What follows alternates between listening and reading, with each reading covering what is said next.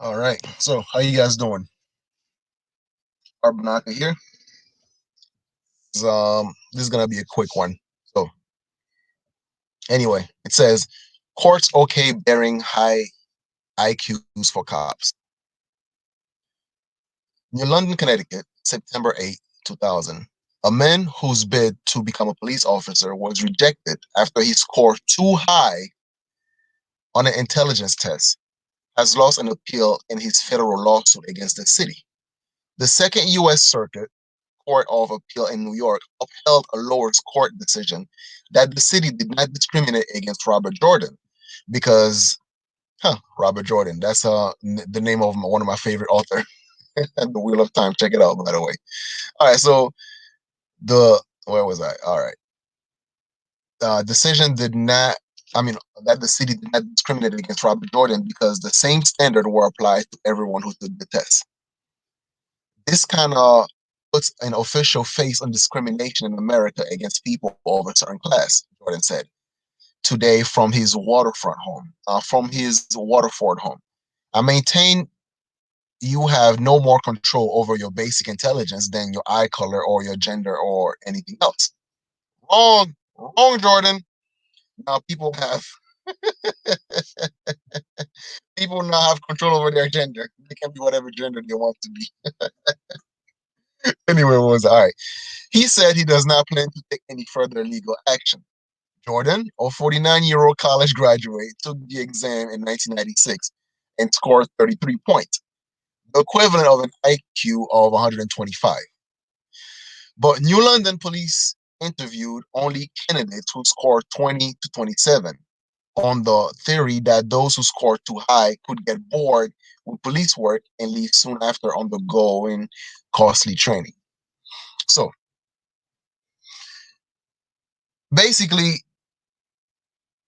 when you do have high IQ, then you actually have the ability to kind of think for yourself.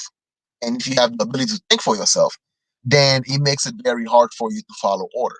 And as you can see, there's a level of tribal mentality when it comes to people that are in law enforcement.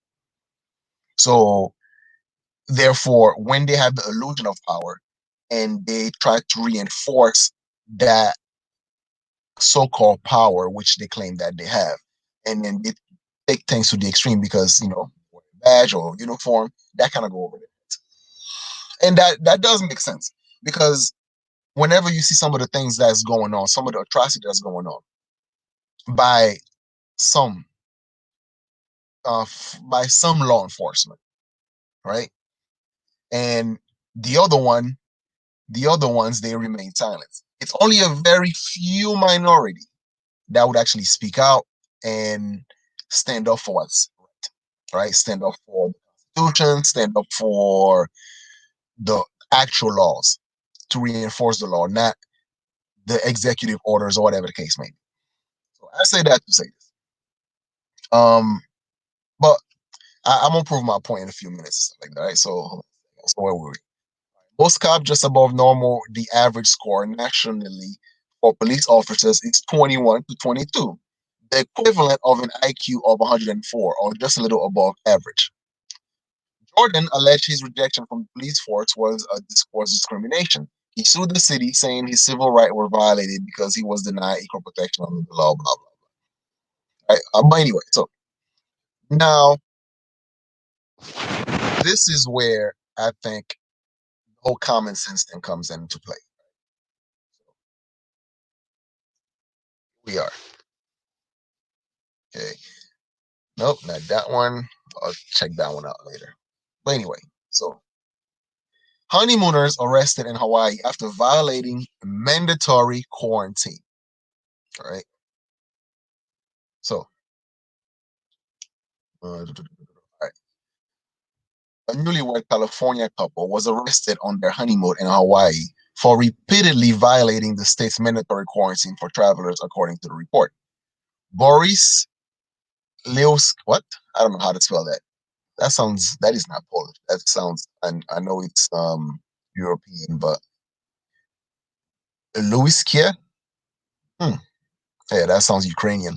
All right. Boris Louis Kier, 20, and Yulia Andre Checo, 26, of Syracuse High, California, were read were read the requirement of the 2 week self quarantine when they arrived Wednesday night to a Waikiki hotel, News Station Con reported. But the couple scoffed at the directions, claiming they contradict what airport screeners told them, according to the report. They told staff that they plan to visit friends and beach during the isolation period, then left the hotel premise. When they returned, a couple was carrying a pizza and told the manager that they were allowed to leave to buy food, the report said. The next day, the newlywed left the hotel again, prompting the manager to notify authority, according to the outlet. The two were arrested on charges of for unsworn falsification to authority in violation of the 14-day quarantine. So we have, let's say, a couple arrested for stepping outside of the house. For stepping outside of whatever, right? So someone who is a follower would automatically say that, but he violated a mandatory order. So then he's supposed to be arrested. These people, they violated the law. And then you'll be like, okay, well, what sort of law did he violate? Well, the mandatory order, of course, it was a requirement. But it doesn't that go against the law of the land, which is the Constitution? But it doesn't matter. See, people who cannot really think for themselves tend to go with the grain. So then, therefore, that's why their moral compass tend to shift based on whoever tribe or whoever cult that they find themselves in. How do I know that? All right, now check this out. So a couple's being arrested for going out ordering pizza and stuff. Right? Now check this out. California to release 3,500 inmates early as coronavirus spread inside prison.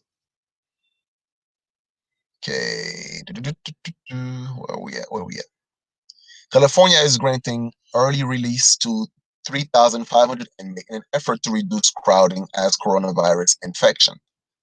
Lawyers for Governor Gavin Newsom on Tuesday told a panel of federal judges that the state is taking extraordinary and unprecedented protective measure to slow the spread of the virus and protect those who live and work within California's 35 prisons. The accelerated prison discharge, affecting inmates due to be released over the next 60 days, come in the face of a pressure to do much more. Lawyers representing inmates and longstanding civil rights litigations against the prison system have asked those judges for broader prison release as well as protective measures to reduce the threat to older or medically vulnerable inmates not likely to be considered for release. A court hearing on the emergency motion is set for Thursday, and blah, blah, blah. So you are releasing criminals, but you are arresting people that are not breaking the law. Let me say that again. You are releasing criminals, but you are arresting people that are not breaking the law. Stepping outside of your house or outside of a hotel or outside of just, you have the freedom of movement, right? But yet these folks are being arrested. So it's kind of like, let's say, for example, right there's this kid who claimed to be in law enforcement. So he will not touch on the subject of men frequenting, let's say, prostitutions, the black market, doing things that could be illegal, right? So no, there is no effort to even mention some of these things.